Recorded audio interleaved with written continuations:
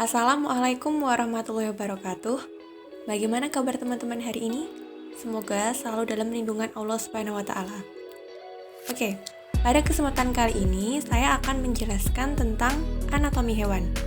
Sebelumnya, perkenalkan, nama saya Nadia Syafa Kamila, NIM A420210108 dari kelas B semester 4. Pembahasan kita kali ini tentang ilmu anatomi, yang kedua manfaat mempelajari ilmu anatomi, dan yang ketiga tentang ayat Al-Quran yang membahas anatomi hewan.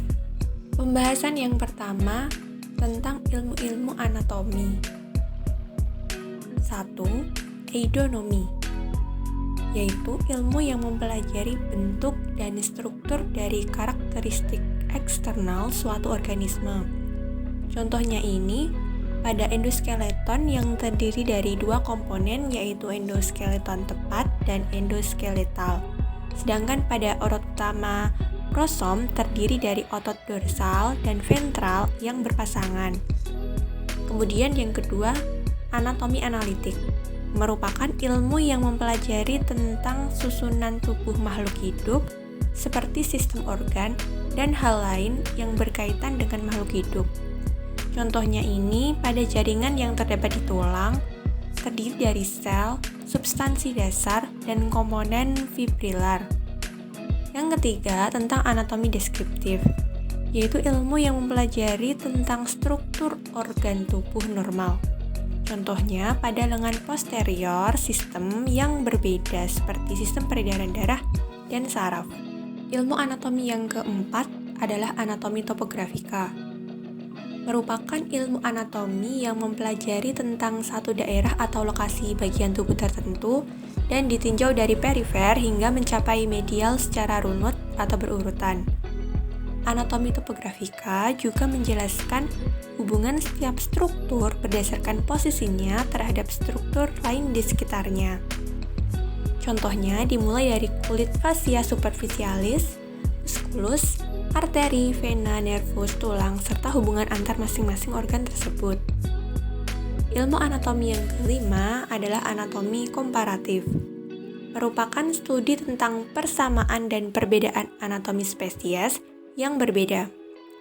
Dalam anatomi ini menjelaskan struktur tubuh berbagai jenis hewan dan membandingkannya dengan manusia, sehingga dapat memberikan informasi terkait asal-usul atau filogenesis, perkembangan organ, dan fungsi organ sepanjang masa evolusi. Contohnya membandingkan kerangka manusia dengan simpanse. Berikut ini contoh gambar anatomi komparatif.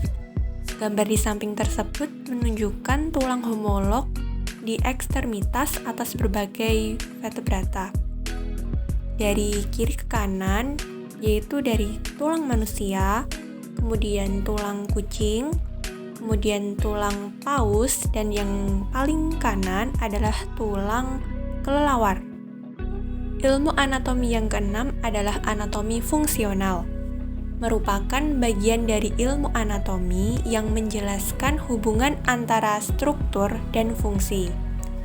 Selain itu, dapat diartikan pula sebagai ilmu yang mempelajari struktur dan organisasi dari bagian-bagian tubuh makhluk hidup yang saling berhubungan satu sama lain. Contohnya pada sel saraf yang terdiri dari badan sel, akson, yang akan membentuk jaringan saraf, di mana jaringan saraf ini berfungsi untuk menerima dan menghantarkan rangsangan di sistem persarafan.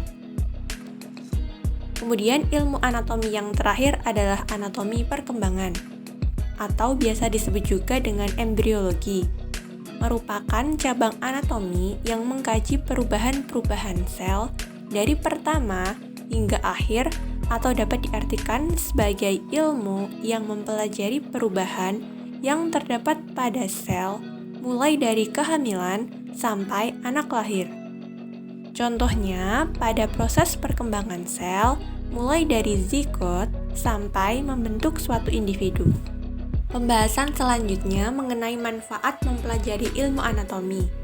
Yang pertama, membantu bidang kedokteran dalam memahami ragam proses metabolisme yang terdapat di dalam tubuh, yang kemudian juga dijadikan sebagai dasar diagnosis penyakit. 2. Memberikan pengetahuan lebih atas ragam perkembangan struktur dari makhluk hidup secara mendalam. Yang ketiga, mengetahui secara detail terkait dengan adanya perbedaan letak serta struktur bagian tubuh manusia dengan perbandingan makhluk hidup lainnya. Yang keempat, digunakan dalam bidang sejarah, juga akan membantu untuk mempelajari ragam perbedaan dari sisi tubuh manusia, zaman prasejarah dengan zaman modern sekarang ini. Kemudian yang terakhir itu dalam dunia psikologi, pembelajaran keilmuan ini akan memperoleh perbedaan atas fungsi sistem dalam tubuh dengan kondisi psikologi seseorang.